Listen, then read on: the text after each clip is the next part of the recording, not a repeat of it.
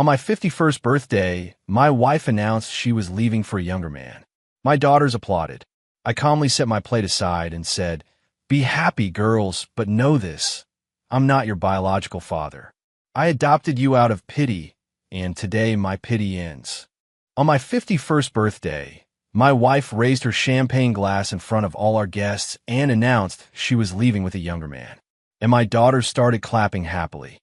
I calmly pushed my plate aside, stood up, and said loudly for everyone to hear, "Be happy, girls. But know this one thing. I'm not your biological father. I adopted you from an orphanage out of pity, and today my pity is run out." The silence that fell in that room was so heavy you could feel it on your skin. 30 people with their mouths open. Gabriella froze with a glass in her hand.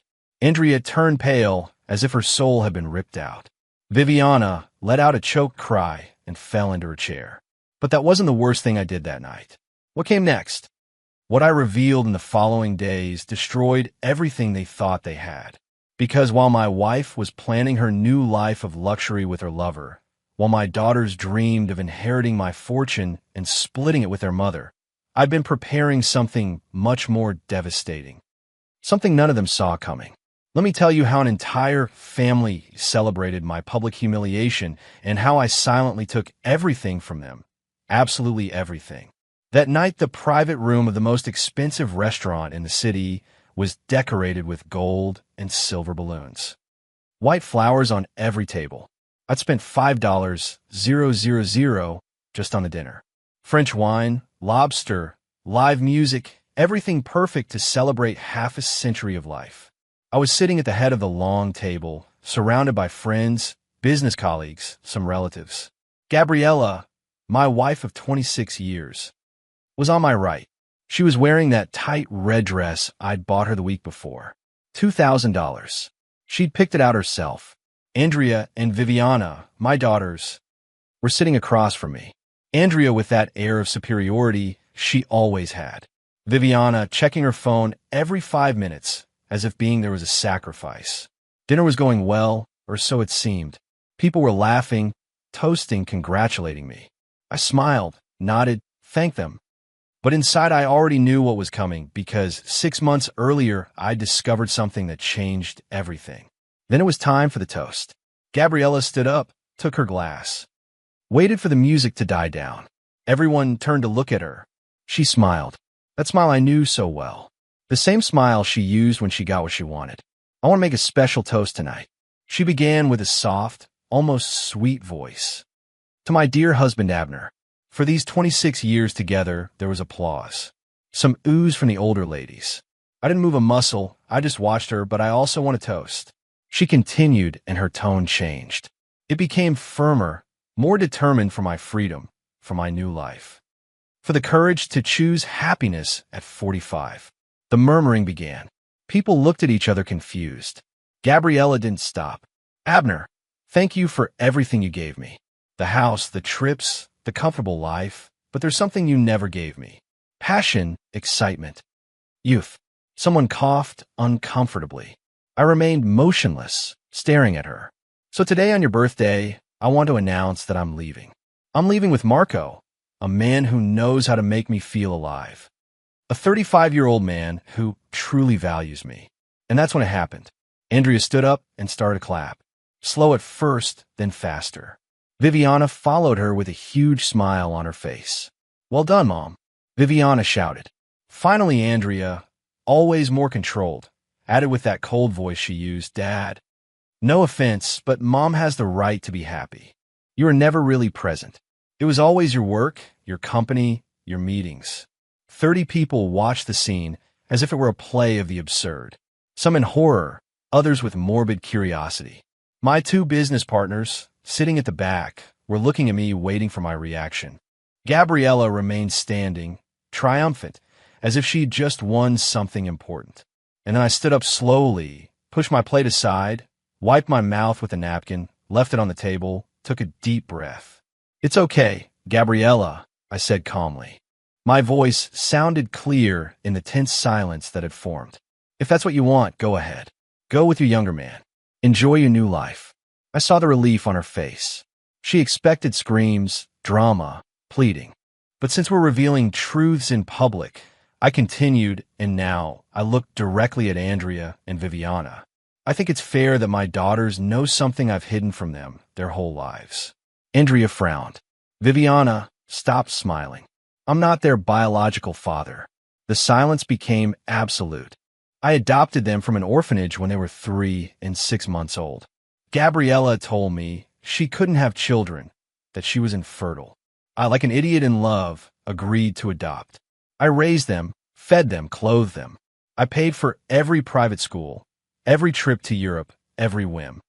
Andrea had turned pale. Viviana was shaking her head. And today, I said, raising my voice for everyone to hear. Today, as you celebrate your mother leaving me, as you applaud my humiliation, I want you to know that my pity for you is officially over. Gabriella tried to speak. Abner, you can't. I can't. What? I cut her off. Tell the truth. The same truth you just shouted in front of everyone. I turned to my daughters. You wanted your mother to be happy. Perfect. Now the 3 of you can go together, build that wonderful life with Marco, without me, without my money, without anything I built. Dad, wait. Andrea tried to get closer. I'm not your dad, I answered coldly. You just said it yourself. I was never present, remember? It was always my work, my company. Well, now you can live without that work you hate so much. Viviana started to cry, but they weren't tears of sadness. They were of rage, of disbelief. I took my jacket from the back of the chair, pulled out my wallet, and left a wad of bills on the table. This covers the bill, I said, looking at Gabriella. Enjoy your dessert. I'm leaving. And I walked towards the exit while 30 pairs of eyes followed me in silence. But that revelation was just the beginning, because what none of them knew was that 6 months earlier I discovered everything. 6 months before that birthday, on a random Tuesday in March, I came home early. I canceled a meeting because I had an unbearable headache. It was 3 in the afternoon. Gabriella wasn't expecting me until 8 at night. As always, I opened the front door slowly. The house was silent. I went up the stairs to our bedroom and heard something. Laughter, whispers. And then Gabriella's voice between gasps saying, "My husband is an idiot. He never suspects a thing." I didn't burst through the door like in the movies. I didn't scream. I didn't make a scene. I just stood there in the hallway listening to my wife of 26 years sleep with another man in our bed. In the sheets I paid for, in the house I built with my own hands, working 18 hours a day for a decade, I heard everything, every word, every laugh, every insult towards me. What if he finds out? A young man's voice asked. He's not going to find out. Gabriella answered with amusement. Abner only thinks about his company. Besides, when I divorce him, I'm going to take half of everything. He has assets of over $8 million. I'm going to get $4 million the house. The cars and you and I are going to live like kings in Miami. The man laughed, and the girls, Andrea and Viviana, are on my side. They hate their father as much as I do, always absent, always working. They'll testify in my favor if necessary. My lawyer already confirmed it. I went down the stairs in silence, left the house, got in my car, drove to my office, and there, sitting at my desk, I made the most important decision of my life. I wasn't going to scream. I wasn't going to beg. I wasn't going to make a dramatic scene. I was going to destroy them legally, methodically, without mercy. I called Miguel, my lawyer and best friend since college. I told him everything, every detail. Miguel listened in silence and then said something I'll never forget. Abner, if we do this right, if we're patient, they won't know what hit them until it's too late. And so my plan began. First, I hired a private investigator, the best in the city. I paid him $10, 000 up front, to document Gabriella's every move, every meeting with Marco, every message, every call, every lie. In 2 weeks, I had enough evidence to sink a ship, photographs, videos, audio recordings. Marco turned out to be a personal trainer from an exclusive gym. 35 years old. Gabriella had met him 6 months earlier when she signed up to get in shape. How ironic life is. But I didn't do anything with that evidence. Not yet. Second, I started reorganizing my assets. That's where Miguel showed his true talent. It turns out that 26 years ago, when Gabriella and I got married, she'd signed a prenuptial agreement. Back then, I was just starting my import company. I had almost nothing, but my father, a wise man, forced me to protect myself. Gabriella signed that document without even reading it. She was so excited about the wedding, the white dress, the honeymoon in Cancun, that she signed everything I put in front of her. That document stated clearly, in case of divorce due to proven infidelity, she would receive nothing, absolutely nothing. Miguel pulled the document from the archives. It was impeccable, valid, notarized, with witnesses. But there's a problem, Miguel told me. The girls, even though they're not biologically yours, you adopted them legally. They have rights. I know, I replied, but I have a plan for that too. You see, when I adopted Andrea and Viviana, I set up a trust for each of them. Savings accounts that grew for 25 and 22 years respectively. Each account had about $300,000, money I planned to give them when they turned 30 if they showed responsibility and maturity. But that trust had clauses. Clauses that I wrote myself with Miguel when the girls were little. One of those clauses said, the beneficiary will lose all access to the funds if they demonstrate gross disrespect, extreme ingratitude, or intentional harm to the grantor. In simple terms, if they disrespected me severely, they lost everything. For the next 6 months, I acted like the perfect husband. I'd come home smiling.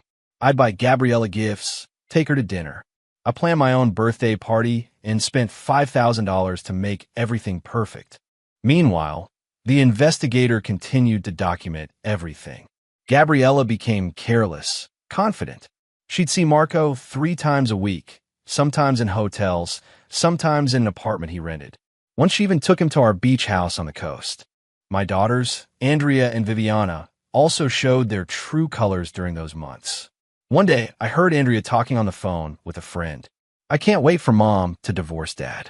I'm going to convince her to give me my share of the inheritance early. I want to open a boutique downtown with Dad's money. Obviously, Viviana was no better. I heard her say at a family gathering, Dad is so boring, all he does is work. Mom deserves someone more fun. I recorded those conversations, all of them. I also discreetly checked the joint bank accounts. Gabriella had been withdrawing small amounts for months. $500 here, $1,000 there. She'd accumulated almost $23,000 in a secret account, probably for her new life with Marco. Miguel and I met every week in his office. We reviewed every detail, every document, every piece of evidence. Are you sure you want to do this? He asked me once. It's your family, Abner. They stopped being my family the day they decided to betray me. I replied, now, they're just 3 women who made the mistake of underestimating the wrong man. I transferred ownership of the house to one of my companies. Technically, the house was no longer in my personal name. It was in the name of Corporate Abner Enterprises, LLC. Gabriella never checked those documents. She trusted me to handle everything. The 3 luxury cars they used, Gabriella's Mercedes, Andrea's BMW, and Viviana's Audi, I transferred them too. Now, they were company property, part of the corporate assets. Even the credit cards they used were linked to corporate accounts, not personal ones. On paper, I personally had almost nothing. My house, my cars, my main bank accounts, everything was protected under legal structures that Miguel meticulously designed. Gabriella thought she was going to divorce a man with $8 million in personal assets. The reality was that I, as a physical person, barely had $200,000 declared. Everything else was in companies, offshore trusts, international accounts, and best of all, it was completely legal. When the time comes, Miguel told me, and she filed for divorce. It's going to be the surprise of her life. But I wanted more than to surprise her. I wanted to humiliate her as she planned to humiliate me. That's why I planned my birthday as the perfect stage. I invited everyone, friends, family, business partners, influential people in the city. I wanted witnesses. I wanted everyone to see who Gabriella and my daughters really were. The investigator had confirmed that Gabriella planned to announce the divorce that night. Marco had suggested she do it in public to mark her liberation. How stupid. So I prepared my announcement too. The night before the birthday, I was alone in my office. I looked out the window at the illuminated city. 26 years of marriage. 25 years raising Andrea. 22 years raising Viviana. It had all been a lie, but tomorrow the truth would come out and they would pay for every insult, every betrayal, every moment they underestimated me. Miguel called me that night. "Are you ready?" he asked. "More than ready," I replied. Tomorrow changes everything. And he was right, but not even I imagined how far this would go. After leaving the restaurant that night of my birthday, I drove to a hotel in the city center. I'd booked an executive suite 3 days before. I had a suitcase with me that I'd packed in secret, clothes, documents, my laptop, everything I needed to disappear from Gabriella's and my daughter's lives for a while. I poured myself a whiskey, sat by the window, and waited. I knew exactly what was happening at that moment. Gabriella would be trying to calm the guests. Andrea and Viviana would be in shock from the bomb that just exploded in their lives. The rumors would already be circulating, the calls would start, the messages would arrive in an avalanche. My phone started vibrating after 10 minutes. Gabriella, I rejected the call. Then Andrea, rejected. Viviana, rejected. 20 calls in an hour, none answered. Finally, Gabriella sent me a text message. "Abner, we need to talk. This is crazy. You can't just drop that information and disappear. Call me, please." I didn't reply. Another hour later, Andrea wrote, "Dad, I know you're angry, but we need to clear this up. Is what you said true? Are we really adopted? Why did you never tell us?" I didn't reply to that either. Viviana was more direct. "This is a lie, right? You're lying to make us feel bad. You're a manipulator. You always were." I smiled reading that message. Perfect. Every word of rage they wrote was another piece of evidence for Miguel. The next morning, I called Miguel from the hotel. "We're starting phase 2, I said. "Are you absolutely sure?" He asked. "Once we start this, there's no going back. I've never been more sure of anything in my life." Miguel sighed.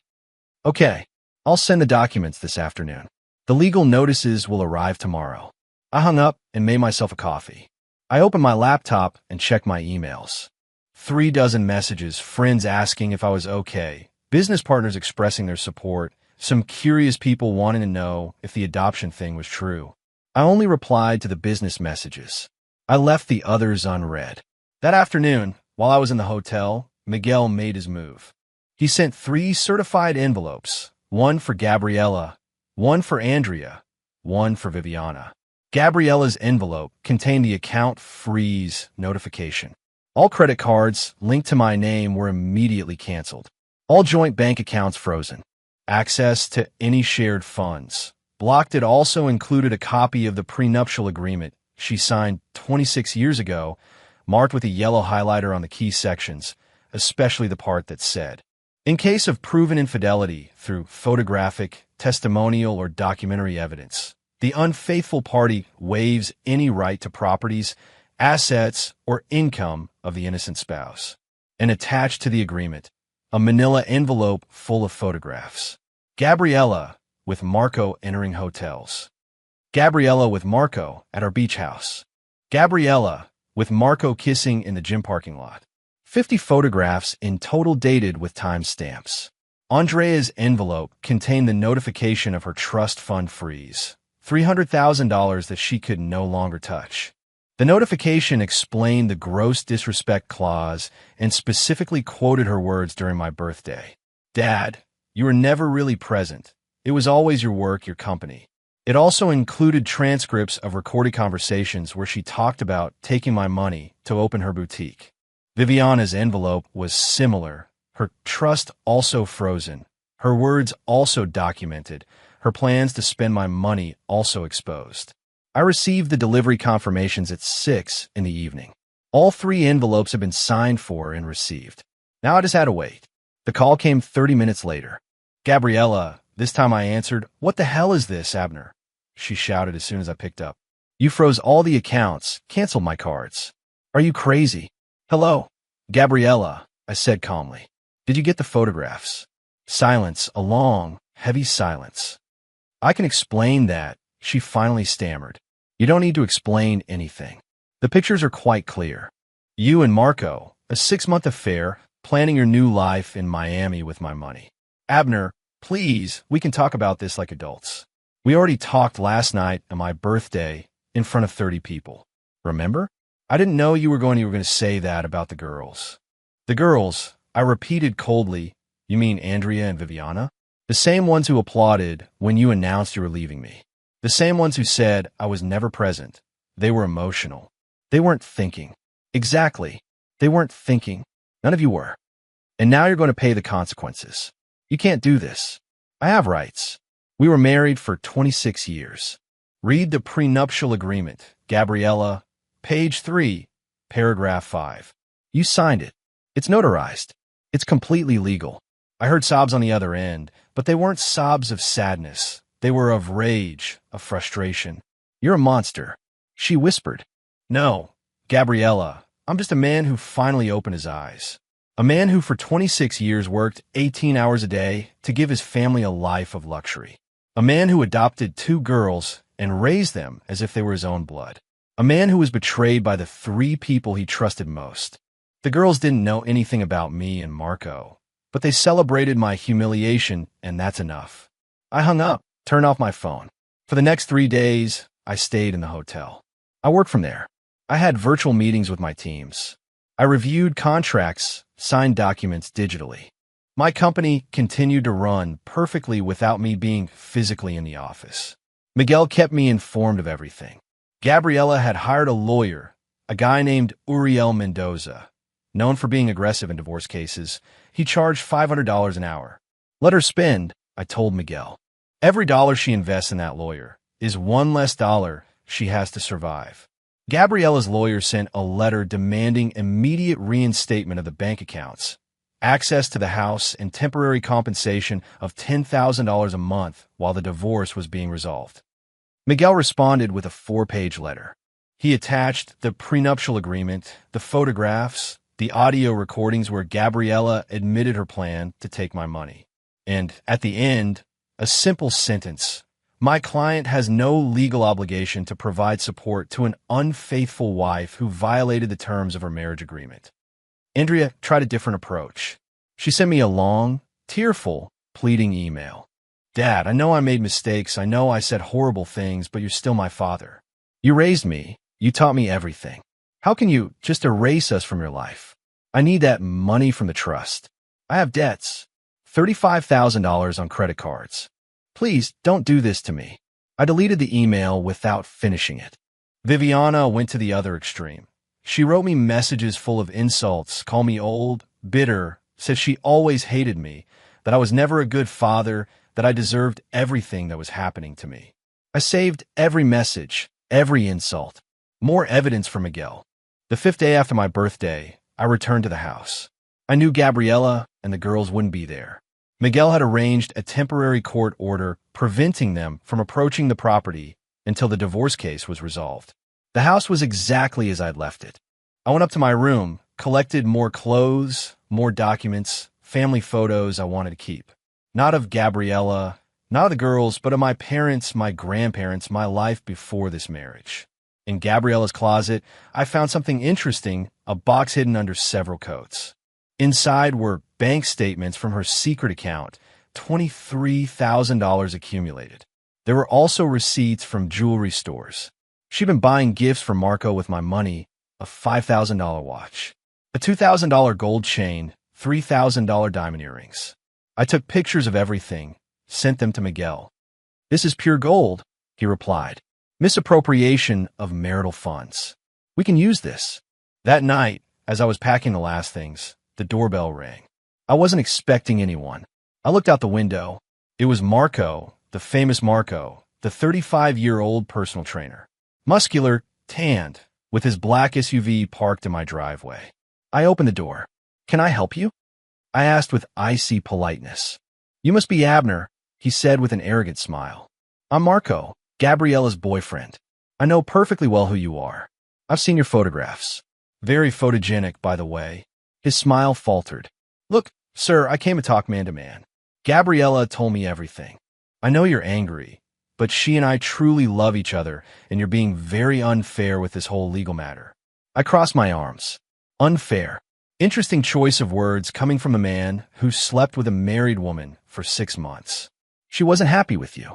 And you think you're going to make her happy with your personal trainer salary? How much do you make a month, Marco? $3,000. For 1,000, his jaw tensed. Money isn't everything. You're right, but it helps a lot when you want to live in Miami like a king, right? I looked him up and down. Gabriella promised you $4 million. A house, luxury cars. That was the real reason you were with her. Not love, money. You don't know anything. I know more than you think. I took out my phone, showed him a picture, Marco with another woman kissing her. The photograph was dated 2 weeks ago. His face turned pale. My investigator is very good. I said, it turns out you have 2 other clients. Older, rich, married women. You promised them eternal love, too.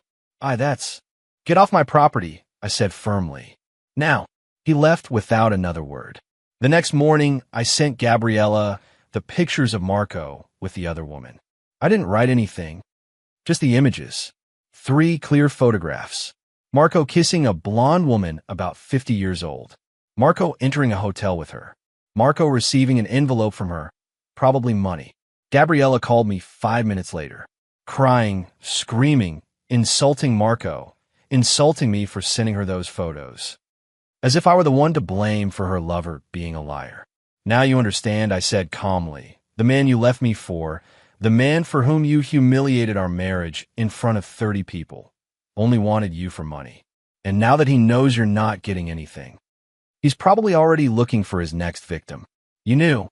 She sobbed. You knew he was like that, and you didn't tell me anything. Why would I tell you? You chose to destroy our family. I just let you dig your own grave. I hung up before she could answer. 2 hours later, I got a call from Miguel. I have news. He said, Gabriella's lawyer filed a motion to invalidate the prenuptial agreement. He argues that it was signed under duress and that Gabriella didn't fully understand the terms. And can that work? I asked, although I already knew the answer. No, we have witnesses who were present when it was signed. We have videos of the entire meeting where the notary explained each clause. Gabriella asked questions signed voluntarily. It's all documented. But they're going to try anyway. It's their only option. Perfect. Let them spend money on battles they can't win. They also filed a request for temporary support.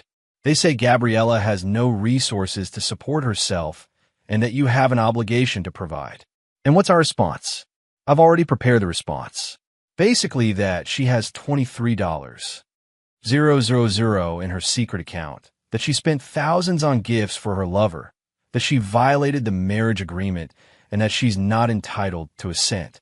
That same afternoon, Andrea showed up at my office. She managed to get past security, saying she was my daughter, and it was a family emergency. My assistant called me nervous. Mr. Abner, your daughter Andrea is here. She says she needs to talk to you urgently. Let her in, I said. I wanted to see what she had to say. Andrea entered my office looking very different from how I saw her at my birthday. No makeup, deep dark circles, wrinkled clothes. The pride had disappeared from her face. Dad, she began with a broken voice. I need to talk to you. I'm not your dad. You made that very clear on my birthday. I'm just a man who adopted you out of pity, remember? She bit her lip. I didn't mean that. I was angry. Mom had told me that what had Mom told you? I interrupted. That I was a bad father, that I only cared about money, that I deserved to be left. Andrea looked down. She told us that you never really loved us, that you only adopted us to pretend to be a good man, that you were always ashamed of us, and you believed her without questioning, without asking me. She's my mother. Was. I corrected. She was your mother until you found out she also lied to you about who I really am. Andrea sat down without being invited. She put her hands on my desk. Please, I need access to my trust fund. I have debts. $35,000. The banks are calling me. They're going to sue me. $35,000 in what? I asked, although I didn't really care. Credit cards, clothes, trips, things I needed. Things you needed. I repeated. For 25 years, I gave you everything. I paid for every whim, every trip to Europe, every designer bag, and it was never enough. I didn't know you were so that you had so much control over everything. That's the problem, Andrea. You never care to know, you only care to spend. She wiped her tears with the back of her hand. What do you want me to do? Get on my knees? Beg you? I don't want anything from you. Not anymore. So you're just going to let me fall? After 25 years. I got up from my chair, walked to the window, looked at the city below. When you were 7 years old, I began, without turning to look at her. You got sick with pneumonia. You were in the hospital for 2 weeks. I slept in a chair next to your bed. Every night. I didn't go to work. I didn't take calls. I was just there holding your hand, reading you stories. I heard her shaky breath behind me. When you were 15, your first heartbreak. A boy broke your heart. You cried for days. I canceled a business trip to Japan, a meeting worth $2 million, and stayed home, making you your favorite food, watching movies with you, telling you that you were special. Dad, when you turned 18, you wanted to study design in Paris. The university cost $60,000 a year. I paid every cent for years, $240,000 in total. And when you graduated, you didn't even work a single day in design. You said it was too hard, too competitive. I turned to look at her. Do you know how many times you said thank you for all that? 0, not a single time. Andrea was crying silently. So yes, Andrea, I'm going to let you fall because I finally understood that you never valued anything I did for you. You just expected more, always more. But I'm your daughter. You're a 25-year-old woman who needs to learn to stand on her own 2 feet. Something I should have taught you a long time ago. She stood up. You're going to regret this? I don't think so. She walked out of my office, slamming the door. That night, Viviana tried a different tactic. She sent me a video message. In the video, she was crying inconsolably. She talked about how she missed me, how it had all been a misunderstanding, how I would always be her dad no matter what. It was pure acting, bad acting at that. I didn't reply. Then she sent me another message. If you don't give me my money back, I'm going to the media. I'm going to tell them you abandoned us, that you kicked us out of the house. I'm going to ruin your reputation. I screenshotted the message. I sent it to Miguel. Extortion, he replied. This only makes their case worse. A week after the birthday, Miguel summoned me to his office for an important meeting. When I arrived, there was another man there. 50 years old. Approximately. Gray suit, leather briefcase. Abner, I'd like you to meet Uriel Mendoza, Miguel said, Gabriella's lawyer. I raised an eyebrow. What's he doing here? Uriel cleared his throat. I came to propose a settlement, Mr. Abner, out of court for the benefit of both parties. There are no both parties, I replied. There's an innocent party and a guilty party. I don't negotiate with traitors. Mr. Abner, I understand you're hurt, but taking this to trial will be expensive, long, public. The media will cover every detail. Do you really want your private life exposed like that? My private life was already exposed on my birthday in front of 30 witnesses by my own wife. I leaned back in my chair. So yes, I'm perfectly comfortable going to trial. In fact, I'm looking forward to it. Uriel exchanged a look with Miguel. My client is willing to waive any claim to your business assets. She only asked for the house and a compensation of $500,000 to start over. I laughed. I actually laughed. $500,000, the house. The house that's in my corporation's name. The house where she slept with her lover in my bed. Mr. Abner, tell your client she'll receive nothing. Not the house, not money, not an apology, that she signed an agreement that clearly stipulated the consequences of infidelity and that now she'll live with those consequences. Uriel sighed. You're making a mistake. A judge might have compassion. Judges have compassion for victims, not for adulteresses who plan to rob their husbands. I stood up. This meeting is over. Uriel stood up, defeated. Then we'll see you in court. I'll be there. After Uriel left, Miguel looked at me with concern. Abner, you know there's a small chance a judge might grant Gabriella something just for the years of marriage. I know, but I'm not giving in 1 cent. I'd rather spend $1 million on lawyers than give her $100,000. Miguel nodded. Then we prepare for war. We're already at war, I replied. And I'm going to win. 3 weeks after my birthday, Gabriella made her next desperate move. She posted an old photo from our wedding on social media with a long, dramatic text telling her version of the story. After 26 years of marriage, of sacrificing my youth and my dreams for my family, my husband abandoned me with nothing. He froze my accounts, took away my access to my own home, and now he intends to leave me on the street. All because I finally found the courage to be happy. This is financial abuse. This is cruelty but I won't be silenced. The post went viral within hours, thousands of comments, most of them supporting her, calling me a monster, saying I was a controlling and abusive man. Some even called for a boycott of my company. Andrea and Viviana shared the post, adding their own comments. Our father abandoned us after revealing we're adopted. He used us for years, and now he's thrown us away like trash. My phone wouldn't stop ringing. Reporters wanting statements, friends asking if it was true, clients worried about the company's image. Miguel called me alarmed. Abner, this is getting out of control. We need to do damage control. No, I replied calmly. Let them keep digging. What? Every word they publish, every lie they tell, is evidence. Screenshot everything. Save every comment. We're letting them build their own trap. And he was right, because Gabriella, in her desperation to win public sympathy, made a crucial mistake. In an interview she gave to a local news blog, she said, "My husband was always cold and distant. He never really loved our adopted daughters. He used them as accessories to seem like a good man." Miguel saw the interview and smiled. She just publicly admitted she knew the girls were adopted.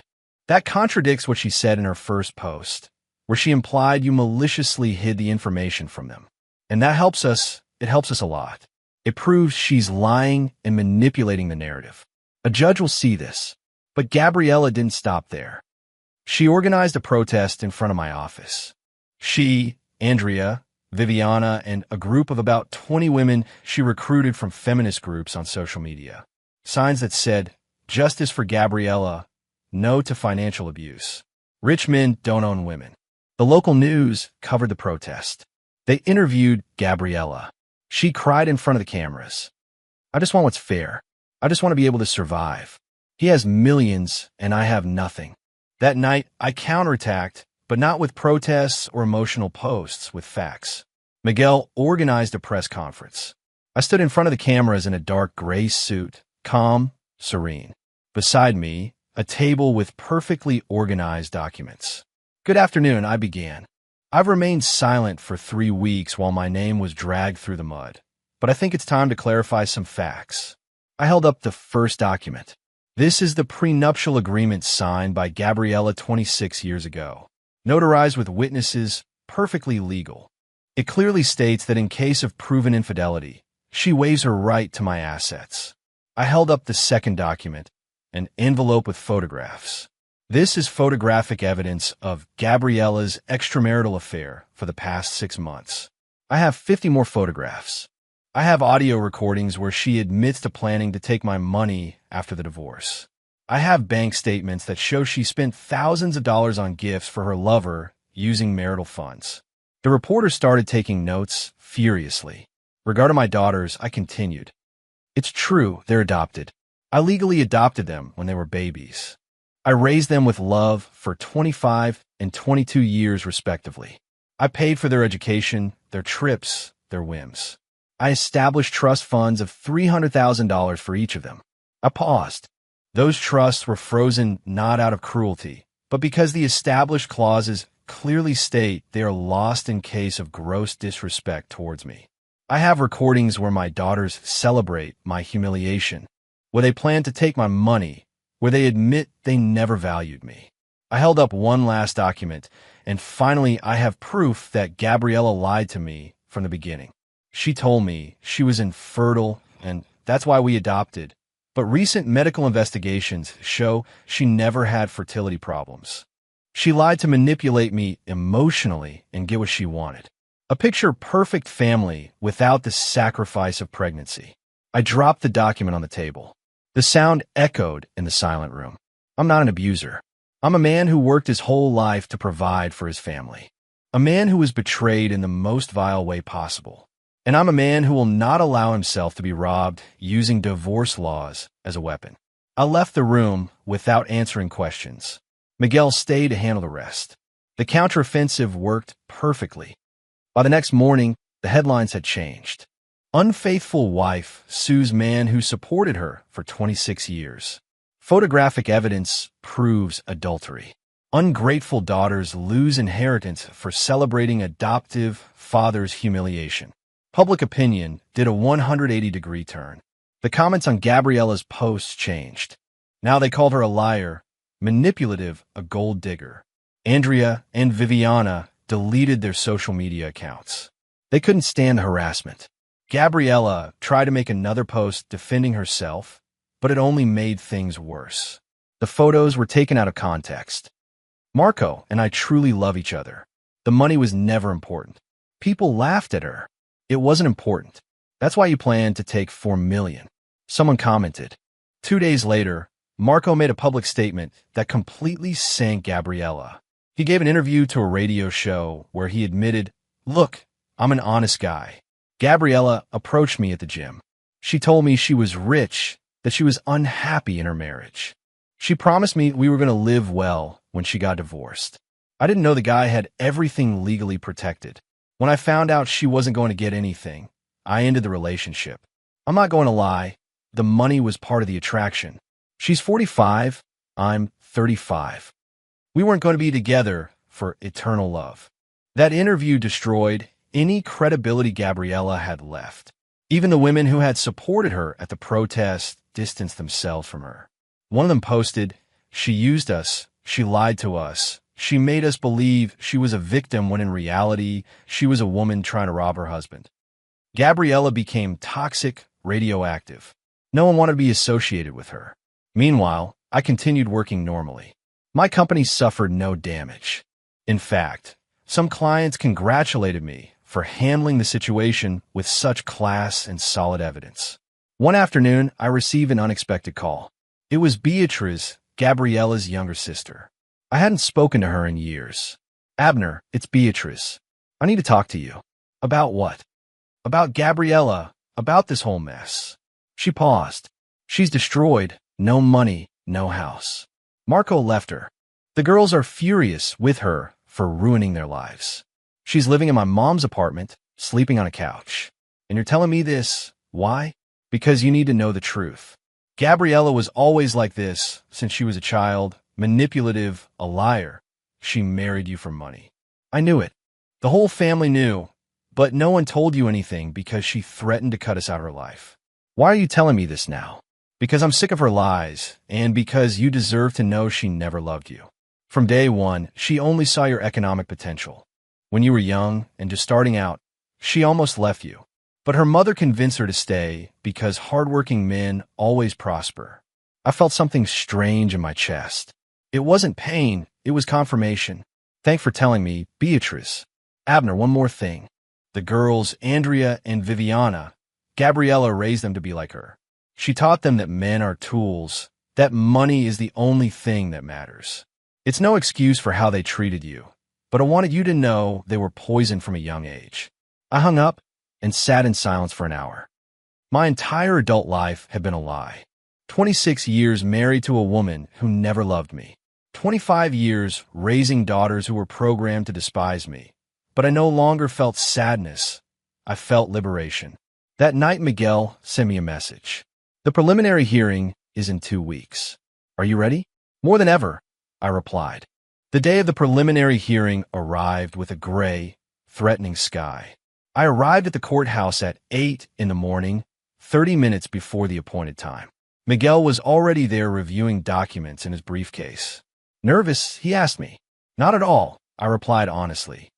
"I have the truth on my side and all the evidence." Gabriella arrived 15 minutes later with her lawyer, Uriel. She looked haggard. She'd lost weight, deep dark circles, her hair without its former shine. She was wearing a simple gray dress, probably borrowed. She no longer looked like the arrogant woman who raised that glass on my birthday. Andrea and Viviana entered behind her. They also looked different. No expensive makeup, no designer clothes. Financial reality had hit them hard. We sat on opposite sides of the room. Gabriella looked at me once. I held her gaze until she looked down. The judge entered. A woman in her 60s, gray hair pulled back, serious expression. Judge Araceli Montes, according to the plaque on her desk. "Good morning," she began. "We are here for the preliminary hearing in the divorce case of Gabriela Ruiz versus Abner Sanchez. Mr. Mendoza, proceed with your opening argument." Uriel stood up. He cleared his throat. "Your Honor, my client was married to Mr. Abner for 26 years.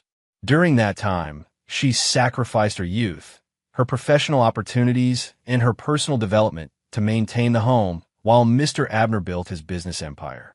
Now he intends to leave her with nothing, invoking a prenuptial agreement signed over 2 decades ago when my client was a young woman in love who didn't fully understand the legal implications. The judge was taking notes.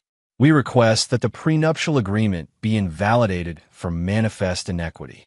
We also request fair compensation for the years of service my client dedicated to this marriage. We propose a sum of $1 million and the property where she resided for 26 years. Miguel stood up when it was his turn. Your Honor, with all due respect to my colleague, this isn't a story of sacrifice, but of calculated betrayal.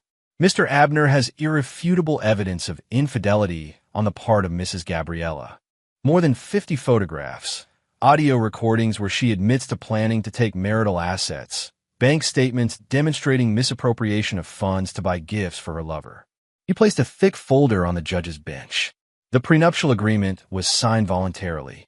We have video of the entire session where a notary explained each clause. Mrs. Gabriella asked questions, expressed full understanding, signed with her own hand. There's no legal basis to invalidate it. The judge opened the folder, began to review the photographs. Her expression didn't change, but I saw her eyes move from image to image. After 10 minutes of silence, she spoke. Mr. Mendoza, I've reviewed the evidence presented by the defense. The photographs are clear. The recordings are incriminating. Does your client have any explanation for this? Uriel looked at Gabriella. She leaned over and whispered something to him. He nodded and addressed the judge. Your Honor, my client admits she made mistakes, that her relationship with Mr. Marco was inappropriate, but she argues that this relationship arose from years of emotional neglect by her husband, from a dead marriage where she felt lonely and abandoned. Miguel stood up immediately. Objection, Your Honor. Emotional neglect is not a legal justification for adultery, and it certainly doesn't invalidate a voluntarily signed contract. Sustained, the judge said. She looked directly at Gabriella. Mrs. Ruiz, is it true that you signed the prenuptial agreement voluntarily? Gabriella stood up slowly. Her voice came out trembling. Yes, Your Honor, but I was young. I was in love. I didn't think I'd ever need it. Were the terms of the agreement explained to you? Yes. But did you ask questions during the session? Yes. You signed the document after those questions were answered. Gabriella lowered her head. Yes. Then the agreement is valid. The judge closed the folder. Motion to invalidate the prenuptial agreement. Denied. Uriel looked defeated. Gabriella began to cry silently. However, the judge continued, I must consider the matter of the adopted daughters. Mr. Abner, I understand you froze the trusts of Andrea and Viviana Sanchez. Is that correct? Miguel, answer for me. Correct. Your Honor, the trusts have clauses that allow for revocation in case of gross disrespect towards the grantor. We have evidence that both young ladies publicly celebrated my client's humiliation. We have recordings where they express contempt for him, and we have testimonies from 30 witnesses who saw their behavior during Mr. Abner's birthday. The young ladies are present. Andrea and Viviana stood up nervously. Is it true that you applauded when your mother announced she was leaving your father? The judge asked. The two looked at each other. Finally, Andrea answered, Yes, Your Honor, but we didn't fully understand the situation. Our mother had told us that did you applaud or not? Yes, Andrea mumbled. You said your father was never present for you. I did say that. The judge looked at them for a long moment. Young ladies, I have children, and I can't imagine a scenario where they would celebrate my public humiliation, especially after I gave them everything their entire lives. She paused. The trusts remain frozen.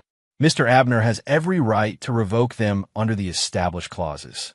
Viviana started to cry. Andrea closed her eyes tightly. Now, regarding temporary support, the judge continued, Mr. Mendoza, your client's current resources are very limited. Your Honor, she's living with her mother. She has no income. Does she have an education, job training? Uriel hesitated. My client was a housewife for 26 years. Miguel intervened. Your Honor, Mrs. Gabriella has a bachelor's degree in business administration. She's 45 years old. She's perfectly capable of working. Furthermore, she has $23,000 in a secret bank account she opened without my client's knowledge. The judge raised her eyebrows. $23,000. Yes, Your Honor. Money she withdrew from joint accounts for months to prepare for her departure. The judge turned to Gabriella. You have $23,000 available. Gabriella nodded weakly. Then you have sufficient resources to support yourself while you look for employment? Request for temporary support denied. Uriel slumped into his chair. Gabriella was sobbing openly. We will now schedule the formal trial for 6 weeks from now. The judge said, until then, the current orders remain in effect. Mr. Abner maintains full control of all assets. Mrs. Gabriella has no access to properties, accounts, or vehicles. The Mrs. Andrea and Viviana have no access to their trusts. She banged the gavel. This session is adjourned. I left the courthouse with Miguel. Outside, reporters were waiting. This time I made no statements. I just walked to my car. But before getting in, I heard a voice behind me. Abner, please. It was Gabriella. She had run after me. Uriel was trying to stop her, but she ignored him. Abner, please, let's talk. Can we fix this? I turned to look at her. There's nothing to fix. Gabriella, you lost on every front. I have to eat. I have to live somewhere. You have $23,000 and you have a university degree. Get a job like the rest of the world. After 26 years. This is how you throw me away. You threw me away first on my birthday in front of everyone. Remember? I made a mistake. No, Gabriella, a mistake is forgetting a date, an accident. You planned my destruction for months, and now you live with the consequences. I got in the car, closed the door. She banged on the window, but I started the car and drove away. That night, I received a message from Andrea. Dad, please reconsider. Can we be a family again? I didn't reply. Another message from Viviana. I hate you. You ruined our lives. I didn't reply to that either. The war continued. But victory was already guaranteed. The 6 weeks between the preliminary hearing and the formal trial were revealing. Not for me, but for Gabriella, Andrea, and Viviana, because they finally experienced something they'd never known in their lives. Real consequences. Miguel kept me informed of everything. Gabriella had gotten a job as a receptionist at a dental clinic. She earned $1.200 a month. For a woman who was used to spending $5,000 a month on clothes alone. It was a devastating blow. Andrea had to sell her designer bags on secondhand apps. She got a job in a department store folding clothes. $11 an hour. Viviana, who had never worked a day in her life, ended up as a waitress in a fast food restaurant. Both had to move into a small apartment they shared. No luxuries, no comforts. Gabriella's $23,000 evaporated in 3 weeks. She paid 2 months' rent in advance on a tiny studio. She bought a $4,000 used car that broke down every week. The rest went to food, gas, and paying urgent credit card debts. I, meanwhile, went on with my life. I worked. I traveled. I closed a $3 million deal with a distributor in Texas. I bought a new apartment in the most exclusive area of the city. Smaller than the house, but perfect for me alone. One night, 2 weeks before the trial, my doorbell rang at 11 p.m. I looked through the security camera. It was Viviana. I opened the door, but left the security chain on. What are you doing here? She looked terrible. Wrinkled clothes, unwashed hair, deep dark circles. Dad, please. I need to talk to you. We have nothing to talk about. I'm living in hell. I work 12 hours a day. My feet hurt. People treat me like trash. I can't take it anymore. Welcome to the real world, Viviana, the world where the rest of humanity lives. You could stop this. You could give me my money back. You could help me. How did you help me on my birthday? By applauding my humiliation. I was an idiot. I didn't know. You knew perfectly well what you were doing. You just didn't know there would be consequences. Please. She knelt in front of my door. I'm begging you.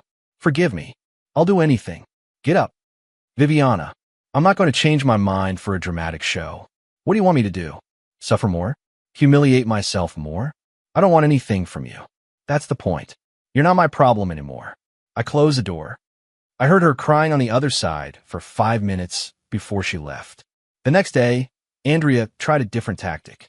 She sent me an email with a business plan attached. She wanted to open a clothing boutique. She needed a $50, initial investment. She promised to pay me back in 2 years with interest.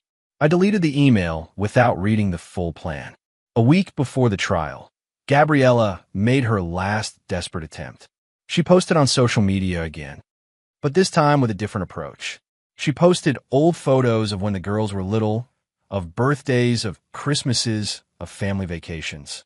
Look what we had, she wrote. A beautiful, happy family, and a man destroyed it out of pride, out of revenge, for money he doesn't even need. Abner, if you're reading this, please remember these moments. Remember when we were happy. Don't let resentment destroy everything we built together.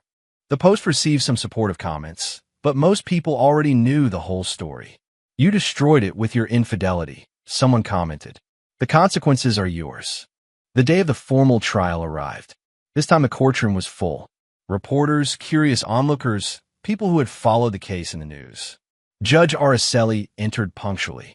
We will proceed with the divorce case. Are both parties ready? Miguel and Uriel nodded. For the next 4 hours, Miguel presented evidence after evidence, the photographs of Gabriella with Marco, the recordings where she planned to take my money, the bank statements from her secret account, the receipts for gifts bought for her lover, the full video of the session where she signed the prenuptial agreement.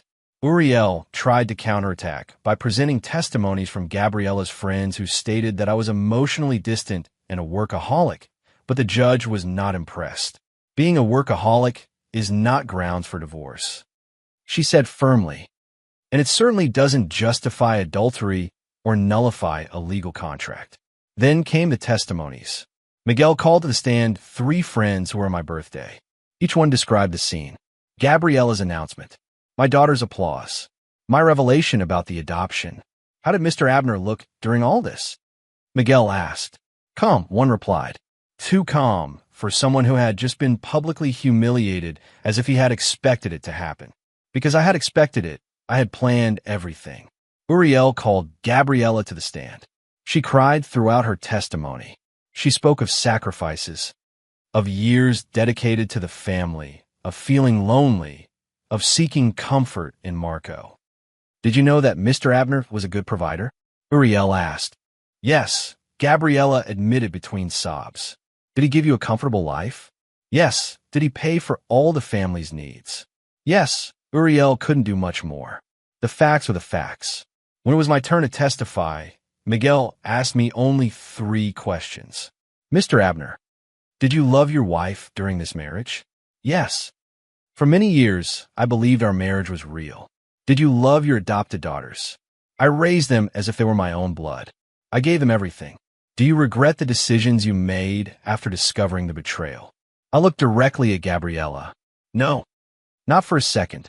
The judge heard the final arguments for both lawyers. Then she retired to deliberate. She returned 30 minutes later. I have reviewed all the evidence presented. I have heard all the testimonies, and I have reached a clear conclusion. She looked at Gabriella. Mrs. Ruiz, you violated your marriage agreement in the most flagrant way possible.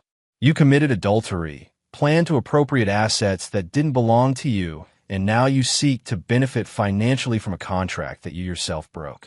Gabriella was trembling. Therefore, the divorce is granted with the following terms.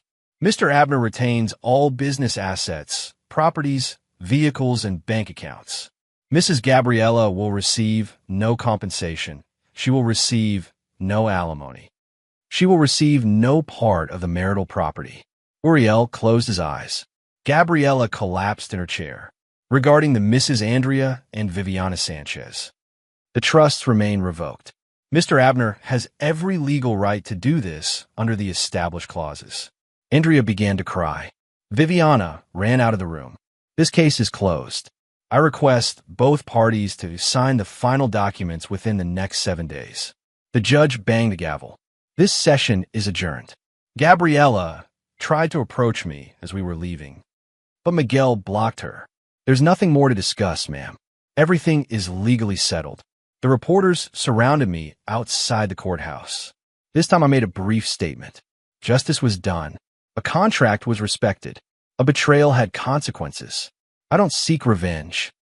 I only sought to protect what I built with my effort. Thank you.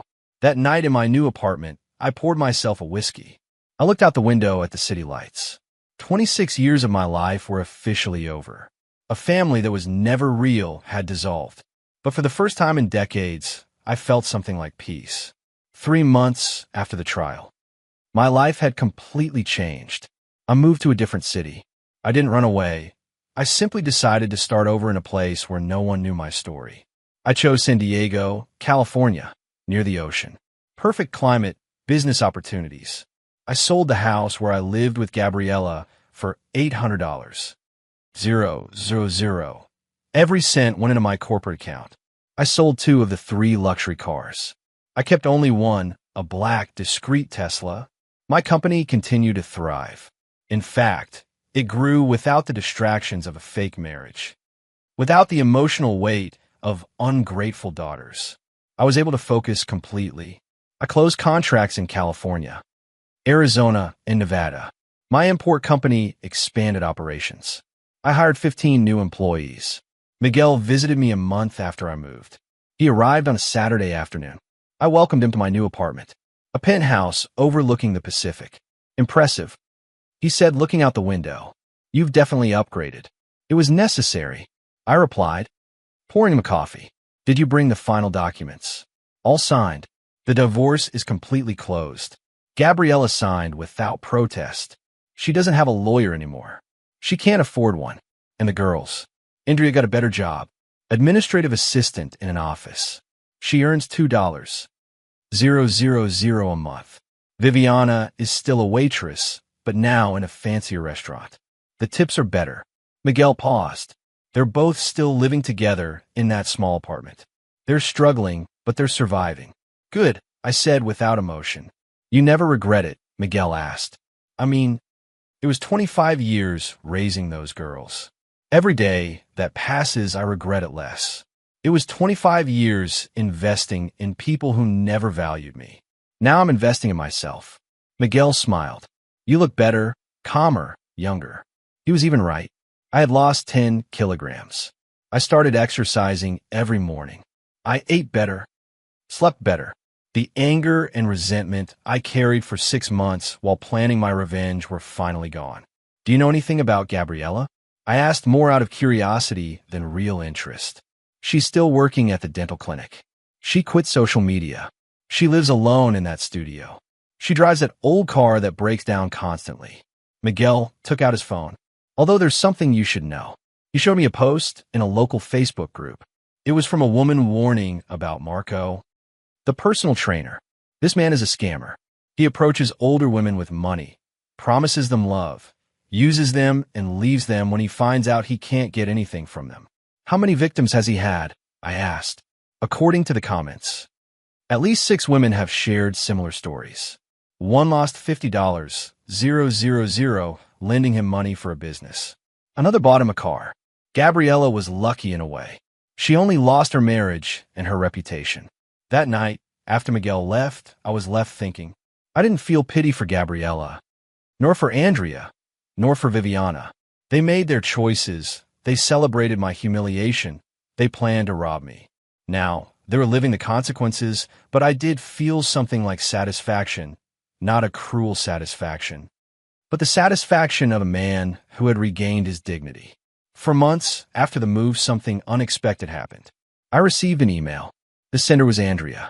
Dad, I know you'll probably delete this without reading it, but I need to try. I'm not writing to ask for money. I'm not writing to beg. I just want to tell you something I should have told you years ago. Thank you. Thank you for adopting me when no one else wanted me. Thank you for giving me a life I would never have had. Thank you for paying for my education, my trips, everything. I was an ungrateful, a terrible daughter. And now, working 8 hours a day for minimum wage, I finally understand the sacrifice you made for 25 years. I don't expect your forgiveness.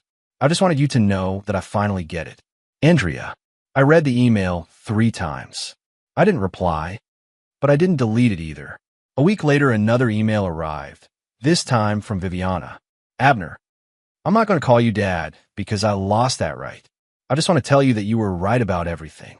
Mom poisoned us against you since we were kids. She taught us that men are only for providing, that money was the only important thing. And I, like an idiot, I believed her. I applauded when she humiliated you because I thought it was funny. I thought you were weak. Now I know you were strong, stronger than any of us. I'm working on being a better person, not for you, but for me, because I don't want to end up like Mom, bitter and alone. I hope you're happy. Really, Viviana.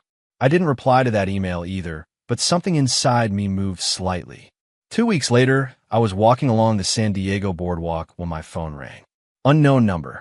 I almost didn't answer, but something made me respond. Abner was a voice I didn't recognize at first. Who's speaking? It's Beatrice, Gabriella's sister. Oh, hello, Beatrice. Is something wrong? Gabriella is in the hospital. Her voice sounded worried. She had a nervous breakdown at work. They found her crying in the bathroom, hyperventilating. They took her to the emergency room. I felt nothing, absolutely nothing. I'm sorry to hear that. Abner, I know you probably don't care. I know she did terrible things to you, but she's destroyed, completely broken. She lost everything, her pride, her dignity, her family. She chose that path, Beatrice, I know. And I'm not asking you to forgive her. I just thought you should know. She paused. The girls are with her now. They're devastated too, seeing their mother like this completely open their eyes. What do you want me to do? Nothing. Absolutely nothing. I just wanted you to know that your revenge was complete. You won in everything. I hung up and kept walking. The sun was setting over the ocean. The waves were breaking gently against the shore. I won.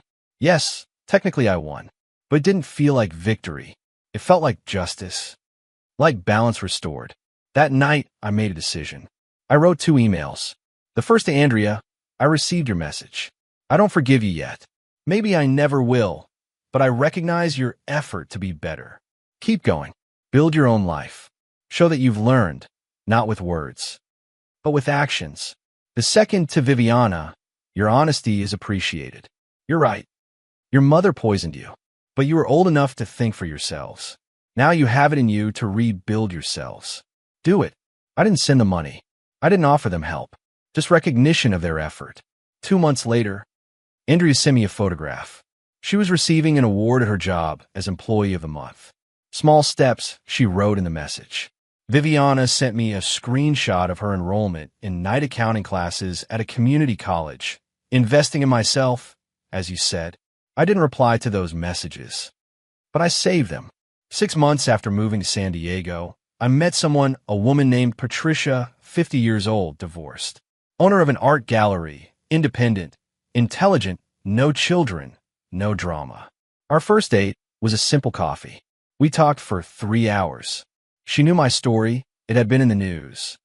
But she didn't judge me. You did the right thing, she told me. You protected what was yours. You taught a hard but necessary lesson. Don't you think I was cruel? I think you were fair. Cruelty would have been physical revenge. You used the law, you used contracts, you used natural consequences. I liked your perspective, I liked your clarity. 6 months later, Patricia and I were still together. We didn't live together. We had no plans to marry. We just enjoyed each other's company. No pressure, no unrealistic expectations. A year after the trial, I received a package in the mail. Inside was a handwritten letter from Andrea. Abner, it's been 12 months since I lost everything. They were the hardest 12 months of my life, but also the most important. I learned to value work. I learned humility. I learned gratitude. I got a better job as an administrative manager. I earned triple what I used to. Viviana and I moved into a bigger apartment. We're building our lives from scratch, and although we'll never get back what we lost, we're building something better. Self-dignity. Thank you for the hardest lesson of our lives. I kept the letter in a drawer. I hadn't forgiven them completely, maybe I never would, but I could recognize their growth. 2 years after my 51st birthday, I sat on the terrace of my penthouse in San Diego watching the sunset. Patricia was next to me reading a book. My company had doubled its profits. I had peace, I had purpose, I had a life that was finally mine. The phone rang. Unknown number from my old city. I hesitated, but I answered, Abner. It was Gabriella's voice, older, more tired. What do you need, Gabriella? Nothing. I don't need anything from you. I just wanted to tell you something before it's too late. Too late for what? I was diagnosed with severe depression. I'm on medicated therapy, and my therapist suggested I do something I should have done 2 years ago. Truly apologize. I waited in silence. Abner, I was a terrible wife, a terrible person. I used you for 26 years. I never valued you. And when you finally had the courage to defend yourself, I hated you for it. But now, after 2 years of living with the consequences of my actions, I finally understand. You weren't the villain. I was. Why are you telling me this now? Because I need to close this chapter. I need to accept that I destroyed the best thing I ever had in my life. A good man who gave me everything, and I betrayed him in the worst possible way. Her voice broke. I don't expect your forgiveness. I just wanted you to know that I finally understood. Too late, but I understood. Gabriella, I wish you the best. I really hope you find peace. You hate me. No, I don't feel anything towards you anymore. Not love, not hate, nothing, and that's liberating. I hung up. Patricia looked at me. How do you feel? Good. Surprisingly good, because it was true. I didn't feel anger. I didn't feel vengeful satisfaction, just quiet indifference. 3 months later, Andrea called me. This time I answered on the first ring. Dad, she said, and I noticed she used that word carefully. I have news. I got a promotion. Regional manager. I'm going to make $60,000 a year. Congratulations, Andrea, you did it on your own. Yes, and it feels amazing, different from when I had money I didn't earn. She paused. Viviana has news too. She graduated from her accounting program. She got a job at a firm. She's starting at $40,000 a year. I'm glad to hear that. Dad, we want to see you not to ask for anything, just to talk, so you can see who we are now. I thought about it for a long moment. Give me your address. I'll visit you next month. A month later, I drove 6 hours back to my old city. I didn't stay in my old neighborhood. I booked a hotel downtown. Andrea and Viviana now live in a modest but clean apartment complex. When I knocked on the door, Andrea opened it. She looked completely different. No excessive makeup, simple but professional clothes, clear eyes. Dad, she said, and this time there was real emotion in her voice. Come in, please. The apartment was small. 2 bedrooms, second-hand furniture, but well kept. Viviana came out of the kitchen. She also looked different, more mature, more responsible. We sat in the living room. There was coffee and cookies on the table. Thanks for coming, Viviana said. I know you didn't have to. I wanted to see how you were. We're fine, Andrea replied. We're finally fine. We don't have luxuries, we don't have extra money, but we have something we never had before, self-pride. Viviana nodded. When we had everything, we were miserable. Now that we've built everything from scratch, we're happy. It's strange. It's not strange, I said. It's what happens when you value what you have, because you earned it. We spent 3 hours talking. They told me about their jobs, their goals, their dreams. They didn't mention money or inheritances or trusts. They talked about who they wanted to be. Before I left, Andrea gave me an envelope. This is for you. Inside were 2 checks. One from Andrea for $500. One from Viviana for $300. What's this? It's the beginning. Andrea said, we calculated that we owe you about $500,000 for everything you spent on us for 25 years. Education, clothes, trips, everything. These are the first payments. We don't expect you to accept them, but we needed to do it. The checks were trembling in my hands. You don't have to do this. Yes, we do. Viviana insisted for ourselves to prove that we finally understand the value of money, the value of sacrifice. I put the checks in my pocket. I'm going to keep them, but I'm not going to cash them. I'm going to keep them as a reminder that you grew up. I hugged them before I left.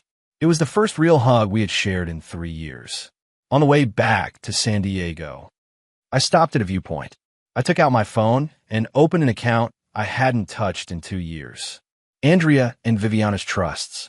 $300, 000, each frozen. I called Miguel. I need you to do something for me. Whatever you need. The girls' trusts. I want to unfreeze them, but with new conditions. What kind of conditions? They're released in 5 years. If by then they've demonstrated financial responsibility, consistent work, and personal growth, they'll receive the full amount plus interest. If not, it gets donated to charity. Are you sure? Completely. I'm not doing this for them. I'm doing it for me. To close that chapter correctly.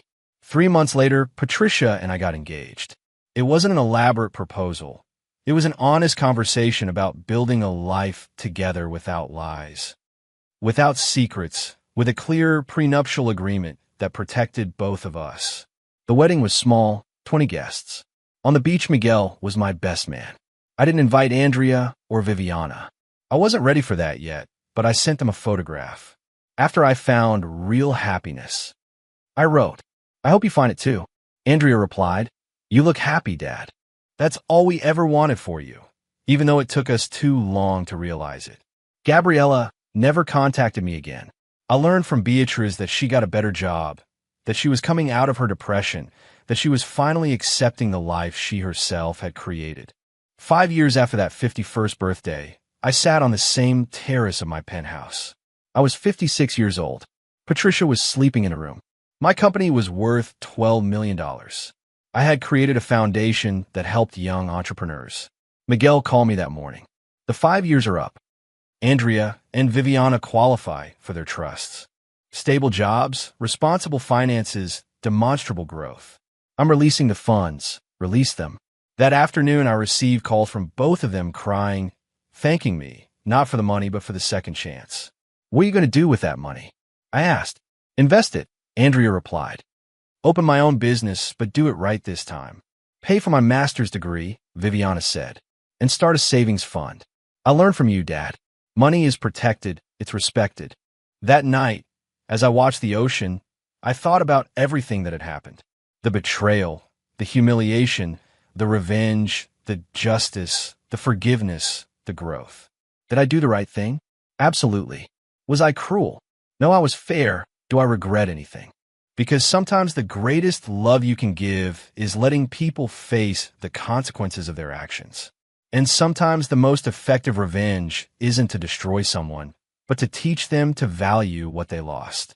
Gabriella learned, Andrea learned, Viviana learned, and I learned that my value never depended on being accepted by people who didn't deserve me. Now at 56 years old, I was finally free.